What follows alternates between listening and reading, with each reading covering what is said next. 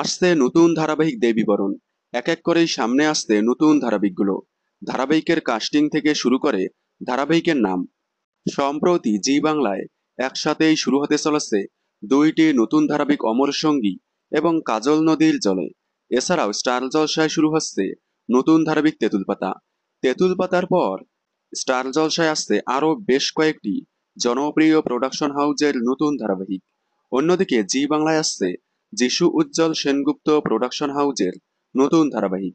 এদিকে সান বাংলায় সম্প্রতি শুরু হলো নতুন ধারাবাহিক বসু পরিবার। এবার বসু পরিবারের পর আসছে ক্রেজি আইডিয়াস প্রোডাকশন হাউজের নতুন ধারাবাহিক, যে প্রোডাকশন হাউজের আন্ডারে বর্তমানে জি বাংলায় চলছে মালাবদল। এছাড়াও রাঙ্গা বউ, গৌরী এলো ধারাবাহিকগুলো সম্প্রচার হয়েছিল এই প্রোডাকশন হাউজের আন্ডারে।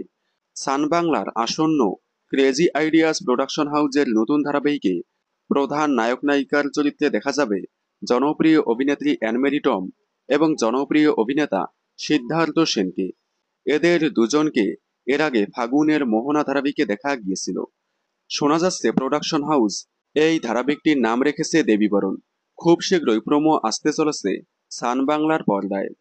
আপনারা সান বাংলার আসন্ন নতুন ধারাবাহিক দেবীবরণ দেখার জন্য কতটা এক্সাইটেড কমেন্টে জানাবেন।